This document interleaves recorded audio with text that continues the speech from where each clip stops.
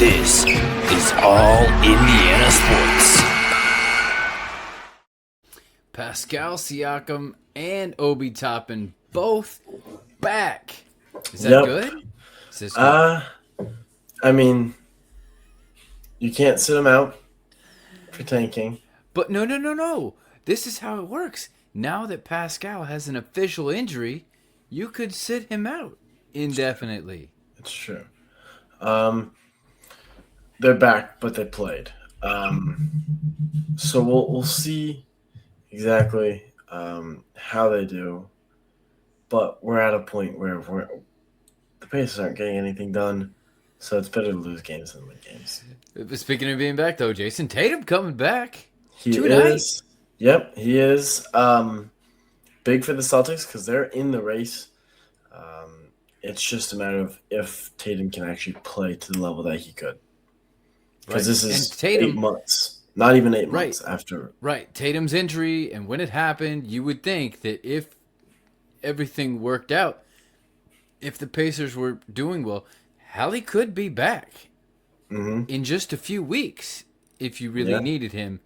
But I don't know. Yeah. Especially having gone through your injury and everything, my tendency is to err on the side of caution and longevity. Yes. Would you agree? I would completely agree. All right. Well, I'm Kevin. This is Liam, my son, and we are excited to present to you the All Indiana Sports Podcast. Welcome back. In this episode, we will go over a couple of the Pacers games, including a reunion as we go all in. Yes, you can follow us on TikTok and Instagram at All Indiana Sports, and don't forget to like and subscribe on YouTube or wherever you get your podcasts. It is time to talk about what we've been talking about all season, and that is the franchise record tracker, 82-83. At this point in the season, they were 16-46. That was the season they had the worst record in franchise history. This year. This year is 15-47. So not the greatest. 1 game back. It was 4 or 5 games back a couple of weeks ago. So they've gained ground. But this past week did not help. Yeah, I think what's happened, honestly, is the 82-83 team has gotten worse. I don't know that this year's Pacers team has gotten any better because I think they lost all 4 of the games that we covered last week, and then they lost 2 this week. So, which if you are trying to get a top player, that is what you want. We may talk about who we think that player may be later in this episode. I just dropped that in there. You don't know that's coming, but there we go. Take us through the first game then. First game was in Indiana against the Grizzlies. Lost 106-125. Not a great outing at all. They could not finish, and they continued to fade throughout the game. Jarris Walker had 21 points. He was 4 for 5 from 3, though. Yep, Micah Potter had 18 and 1 rebound away from a double-double with 9 rebounds. Jay Huff, 14 points, 2 for 3 from outside, and he had 3 blocks as well. Yes, and Talen Peter, 11 points, but only 3 of 11 from distance. Yep, Cam Jones rounded it out with 10 points. The Pacers lost the offensive rebounds, 13-7, which led to a lot of second-chance points. Right, and you know, like we talk about intangibles when we talk about Colts games, but you know, we talk about the deeper stats. What are the stats that matter? Do you, in your opinion? Turnovers and rebounds. Turnovers, rebounds, and for me, it's free throws. I think that matters, and obviously in today's NBA. 3-point percentage really matters as well. And so that 3 of 11 didn't help at all from Talen Peter. Glad he's shooting it, but man, if you're going to shoot it 11 times, you better be able to hit on more than that. And that led to the visit to LA. They're still there. They'll play again tonight against the Lakers. But it was a later game, so it didn't work for us to cover it. But they played the Clippers. And this is where the reunion happened because Pascal Siakam back, his first game back, but that also meant Benedict Mathurin was now on the other side. And I don't know if you saw this. The Clippers did a little welcome back for Zubac and Kobe Jones in their lockers. So little handshakes, pat on the backs. I saw several of the Pacers players getting together with Mathurin after the game. Mm-hmm. But the game itself, I guess it worked out for both teams, honestly, if we're being real. Yeah. Clippers are trying to make... Clippers are not out of it quite yet. Yeah. Kawhi is playing out of his mind recently. He's been one of my favorite players for a while. It was kind of sad to see him kind of fall off. Why? His defense. Yeah. But in my opinion, one of the best defenders in the league right now. I would say it's honestly Wemby and then him, and Wemby only because of his length and everything he can do. And how he can move right like now, a point this guard. Season, it's Jaylen Brown is the best two-way player. He plays defense, he plays offense, and now if he gets even like 70% Tatum back, watch out. Yeah, but the game was 107 to 130, not good at all. Siakam though 29 points, and then Mathurin we have on here as well, 23 points, 8 rebounds. Good outing from him against his former team. Yeah, I had to give him a shout out. He's been absolutely outstanding for the Clippers, and I've seen several Pacers fans sort of lamenting this, especially since we haven't seen Zubac or anything like that. But we've said that this had needed to happen since like a few games into the season, especially as things started to go downhill. We said Mathurin is the perfect trade deadline candidate because he's a great NBA player. He works great in the Clippers system. He does not work in the Pacers share the ball team basketball system. There are times where we've seen him be great for the Pacers when nothing else was going and you need that one guy who can go one-on-one and get it done. But Pascal can do that too. Did you need two players to do that, especially if he's going to hurt the team aspect of it? Kudos to him. Kudos to the Pacers. So congratulations on both accounts. Huff had 18. Yep. Jarris Walker had 17. Quentin Jackson had 11 after he got signed to a full contract, no longer like a increments of contract, full contract. Yep. It's a 2-year deal too, right? Yeah. Whole team congratulated him. Had a big dunk in that game to posterize someone. So that was definitely good for him. Yeah. And then Potter brought up 10 points to be the other double-figure scorer. The Pacers were only 28% from 3, as I mentioned last. That percentage really matters in today's NBA. Yep, and the Clippers started off strong with 42 points in the first quarter. That's just hard to get over the hump after that. There's no excuse for a 23-point loss, though. Now, you can make stuff up in the second quarter. We've seen the Pacers go on and have incredible 80-point halves and stuff like that, which is crazy. So it's not impossible for this stuff to be done, especially from this Pacers team. That is true, but when you're trying to tank, not that you're trying to tank, of course. No, never. When you are trying to get a top draft pick at this point in the season, when you are on track for your worst franchise record ever, you're not going out of your way to try to win here. And so especially whenever that you don't means have it's just not close, Especially whenever that pace that I was talking about is developed because of Halliburton, and he's just not there. There's not much you can really do from it. Yep, that is exactly true. So that leads us to our – hold on, I've got it. Boom, baby. Play of the week. So let me load them up here. And what is your play of the week this week for the Pacers?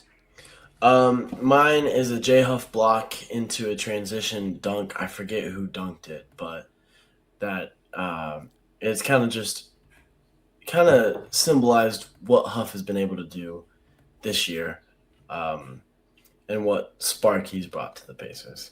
All right, here we go. I've got it right here. Boom with the block. That's Quentin Jackson, I think, picking it up, dealing it out to Peter, who goes up for it. So, yep, Huff and look at the guys on the bench loving it over there too. Yeah, So great. Yep. Mine is, you know me. I love Pacers basketball because it's good team basketball. So this team basketball ended in a J Huff 3 on the other side of what he's been able to do. Look at the share, overpass. Boom! That was his fourth 3 of that game against the Clippers. yeah, So crazy from Huff, crazy. So all of this talk, and then we have to identify who your yes sir of the week was. Who's your player of the week for the Pacers this week? It's the guy in both the plays making the bigger plays. It's Jay Huff. I kind of talked about it a little bit. He's such a spark to this team. I love his iconic reverse dunks now. He is a stretch big. People were worried about, oh, wait, now we don't have a stretch big. Yeah, the Pacers still have a stretch big. Zubac isn't, but Zubac is he's Mitchell Robinson-esque. And with how many times the Pacers run into the Knicks during the season and the playoffs, you kind of need someone who can combat that. Because I'm not sure Huff is the guy who can do that. More of I think he can guard Cat pretty well, though. But you're coming into next season with Huff, who he's on a 1-year deal, I believe. Is that a 1 year? You'd have to sign him back. I think he's assigned back. You re-sign him. You have Zubac. You have 2 great bigs. And then you have 3 great point guards because Nembhard can do that too now. Yep. So your roster is looking very scary for next season for other teams. So I love what Huff has brought to this team. All right. Mine is, again, going to be Jarris Walker. I mean, just the consistency that you've seen out of him and the growth and development has been amazing. He and Quentin Jackson are both going to be fighting to get minutes for next year. They're going to be fighting the rest of this year to earn their minutes next year. And so both of them have been doing their fair share of that from time to time. I think Jarris has been the most consistent one. And that's great to see because he is kind of going to be your Isaiah Jackson. He's going to be that next year. And he's going to find where that fits in. He may be that Pascal Siakam sub next year. So great to see that from him. So that leaves me with this one last question here for you. And I don't know how much you've been paying attention to all of the everything. Obviously, I produce a show where I talk about Big 12 basketball a lot here in Texas. But let's say the the Pacers. The Colts are a mess. Let's say the Pacers have a general choice of where they want to head. There are 3 players in my mind that are definitely the upper echelon of this class. But who would you say would be the player that you're looking at to target if you had a chance? I believe right now, and I'm going to look it up, I believe as it stands right now, and of course all of this does not take into account the lottery. As it is right now, Pacers have the 3rd pick, just behind Brooklyn and Sacramento. Mm-hmm.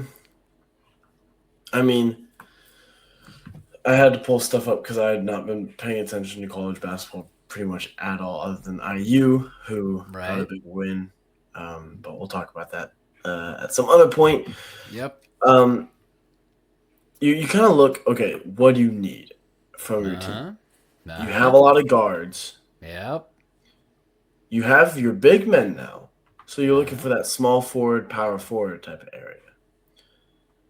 And the three top guys are the three guys that I'm looking at being Cameron Boozer, AJ Debonsa, and JT Toppin. I don't know if he's related to Obi Toppin. No, he's not. JT Toppin, but Toppin just got an injury. I don't know if he's going to be ready for the draft. I think he had an ACL injury toward the end of the season, so he's probably not going to be ready for most of the season his rookie year.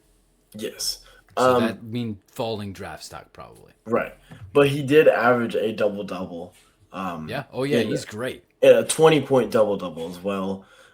So he does his job. But I'm leaning more towards AJ. I've seen a lot of great things from him, especially going to a school like BYU. That stands out to me because Cameron Boozer went to Duke or Kentucky, one of the two. Either or, those schools are, I'm going to go play college for 1 year and then go. While AJ goes to a team like BYU, who you wouldn't think of something like that, kind of is like, okay, he's got some loyalty to him, that type of stuff. So I'm looking at AJ specifically. Yeah. If you asked me at the beginning of the season, I was all about Cameron Boozer. But as the season has gone on, and it's nothing against him, this is just, I think, the needs for the Pacers have shifted, and what I've seen out of Cameron Boozer has shifted a little bit as well. I think, and the other player that you didn't mention here is a giant question mark and have been a huge off the court issue all year is Aaron Peterson from Kansas, because he will play half a game and then he sits on the bench the rest of the time because he's injured, and it seems like at this point what I've been saying is when Darren Peterson plays more, the team is so not used to playing with him that the team does worse. So he actually hurts his team by not playing. It's this huge, it's a prima donna already in college basketball with NIL and everything. And so I would stay as far away from that as possible. And I think it's great that the Pacers already have their guards. They don't even have to discuss this. Please do not even attempt to Darren Peterson. Let that fall to Sacramento and laugh at them even more because they're still trying to find a Halliburton replacement. I will say also I'm going with AJ Debonsa. The stuff that he does is absolutely incredible. He can do top-end stuff, but he's got a mid-range, and he can do some Pascal Siakam stuff. So he's very multifaceted in what he can do, and he's very electric in it as well. The one thing that I would criticize him on, and this goes for the entire BYU team, is play some stinking defense. They don't play defense at BYU at all. They beat Baylor 96-90. So they don't play defense. They may play great offense, but they don't play defense. And so that's one thing that Debonsa is going to have to do if he comes to the Pacers. And that's one thing Rick Carlisle will get him to do if he comes to the Pacers. So I'm with you. Debonsa all the way. Although I would be okay with Boozer as well. Same. Yep. But that's kind of where I'm thinking it heads. But once again, just because you have a record fitting of a number 3 pick doesn't mean that's where the ping pong balls will go in your favor. Look at the Mavericks last year. And look at them this year. They made a trade right at the deadline that may favor them again with those ping pong balls, according to the NBA, if you happen to be a conspiracy theorist. But that's it. That's all we'll leave you with. That's all we have for today. We'll be back next week with more Pacers talk. We will talk about that IU game, and they have one more this weekend against Ohio State that could be the decider in whether which one of these teams may make it in and which one of these teams may make it out. Yes, yeah. Either way, both teams need something else other than this last game to make it in. But Lenardi's Lenardi's bracketology right now has Indiana as a last four in and Ohio State as the four before that. And so this could change that a lot. Obviously, still the Big Ten championship. So we will squeeze in an episode of IU basketball talking about the end of the regular season into the Big Ten championship. And we will also, I'm going to have your mom on, and we will talk about the league-leading Indy Ignite. Only 2 losses and 12 wins on the season, and doing it in all kinds of amazing fashion. So that's what we have in store for next week. Yep, well, this is Liam. And this is Kevin. Reminding you to say all Indiana sports. This is All Indiana Sports.